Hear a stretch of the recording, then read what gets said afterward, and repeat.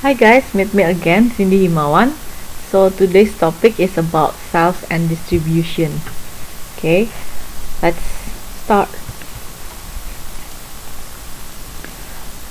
Oke, seperti biasa yang akan kita pelajari akan ada 3 hal, yaitu organizational structure atau organizational unit, kemudian ada master data, dan ada processes ya.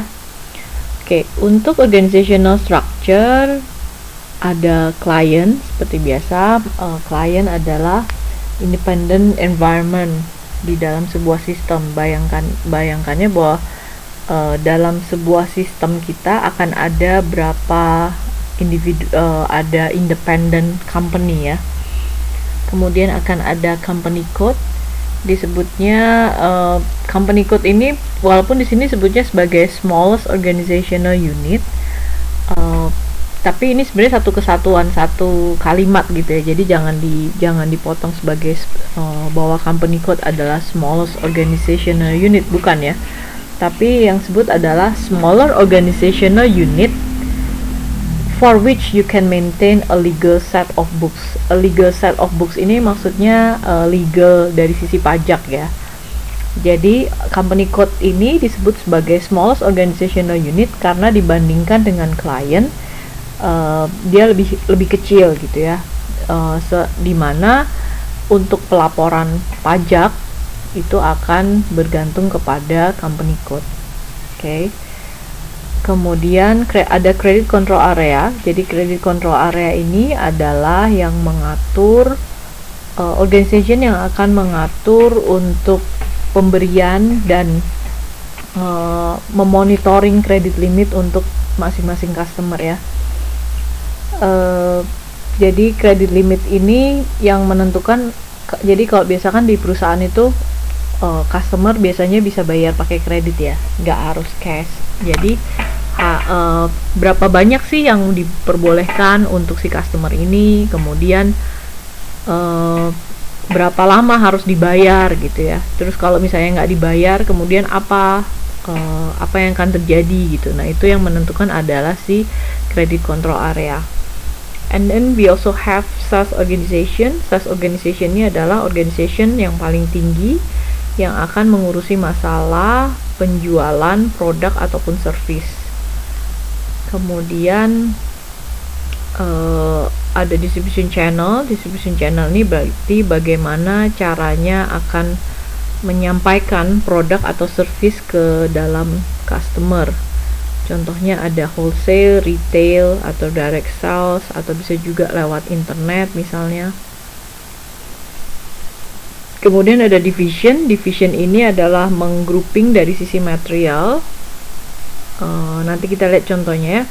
Kemudian ada sales area, di mana sales area ini adalah kombinasi dari sales organization, distribution channel, and division. Jadi tolong diingat-ingat ya.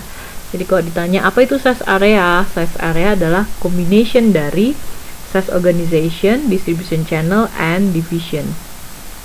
Kemudian ada plan yang spesifiknya adalah delivering plan. Jadi delivering plan ini berarti adalah tempat di mana asal mula barang itu akan dikirim. Jadi kalau minggu lalu kita belajar bahwa yang namanya plan itu bisa juga disebut sebagai kawasan pabrik gitu ya.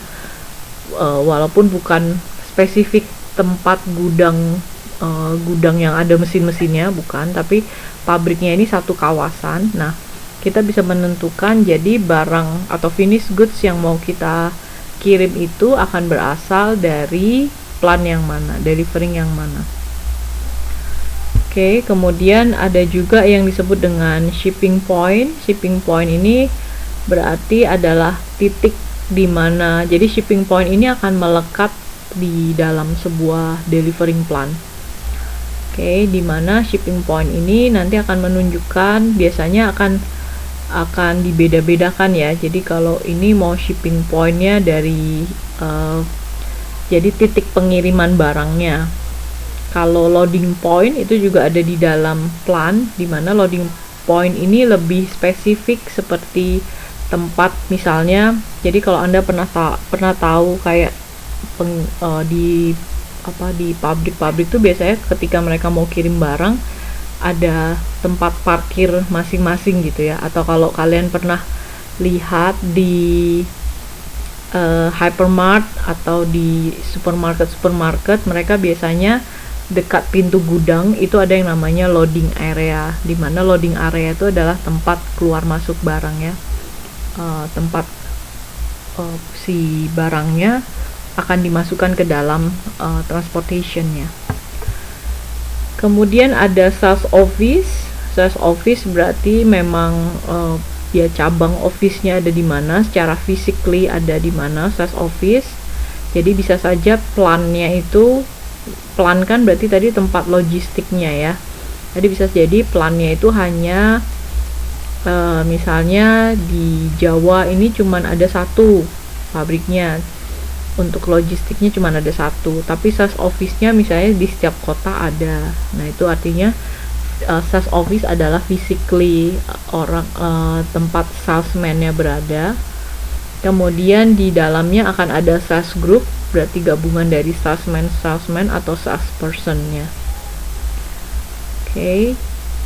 Nah, kita bisa lihat contohnya seperti ini ya. Jadi kliennya ada Global Bike, satu company besar ya, di mana di bawahnya akan ada company code, di mana company code-nya ini tadi company code disebut sebagai organization yang dibedakan secara legal of books ya. Jadi kalau ada karena ada dua legal, dua pajak yang berbeda, pelaporan pajak yang berbeda, maka company code-nya pun akan ada dua. Kemudian akan ada sales organization, di mana jadi kalau kita lihat si Global Bike yang untuk di US itu punya dua sales organization, jadi dibedakan menjadi US West dan US East. Oke, yang Germany, they have Germany North and Germany South. Oke, kita lihat di detailnya sini ya. Jadi kalau kita lihat jadi ada sales organization. Oke, ini ada, saya kembali ya, ada company code. Oke. Kemudian di dalam company code ini ada sales organization masing-masing. Oke, di mana tadi ya kayak yang US ada US West dan ada US East. Di Canada ada Canada West and Canada East. Di Germany they have Germany North and South. Di GB ini di mana ini? Di Holdenburg kalau nggak salah ya, dia ada juga yang North and South. Oke, kemudian ada lagi yang AU di Australia, North and South juga. Nah, kemudian tadi ada yang kita sebut sebagai distribution channel ya, di mana distribution channelnya itu ada dua. Jadi si customer itu kalau mau beli barang dia bisa lewat wholesale atau lewat cabang yang internet. Artinya distribution channelnya ada dua. Kemudian jadi ini gambarnya lurus begini karena ini akan dipakai ke seluruh ke seluruh sales organization ya. Kemudian secara division juga akan ada sama, ada division bicycles dan division accessories. Oke, kemudian ada yang disebut dengan cross division. Cross division ini berarti untuk barang-barang yang memang biasanya nggak bisa ditentukan dia akan masuk ke bicycle atau masuk ke aksesoris ya, jadi disiapkan kayak yang untuk yang normal division. Nah, sehingga nantinya yang kita sebut sebagai sales area adalah contohnya ya, sales organizationnya West UW00, distribution channelnya IN internet, dan divisionnya adalah bicycle atau BI. Jadi yang disebut dengan sales area adalah combination UW00, IN, and BI. Itu yang disebut dengan sales area ya. Jadi gabungan antara ketiga hal ini. Oke, jadi nantinya kita akan punya berapa kombinasi nih? Ini ada 1, 2, 3, 4, 5 ya. 5 dikali 2 dikali 3 ya, karena masing-masing ini akan memiliki dua distribution channel, masing-masing distribution channel akan punya 3 division. Oke, maka kalau tanya berapa size areanya, ya akan ada kombinasi 5 kali 2 kali 3. Berarti ada 30 size area ya. Kemudian tadi kita juga lihat ada yang namanya credit control area ya, dimana credit control area ini yang akan mengatur masalah credit limit. Nah, kalau kita lihat di sini, jadi tadi dikatakan bahwa credit control area itu bisa satu company code punya satu credit control area, atau bisa juga 5 company code itu di-handling oleh satu credit control area. Oke. Contohnya begini, misalnya saya adalah customernya di US, oke. Sehingga kalau misalnya credit control areanya digabung menjadi satu, sehingga nggak peduli saya itu mau beli dari US, saya mau beli di Australia, saya mau beli di Germany, nggak peduli, maka limit saya adalah 1.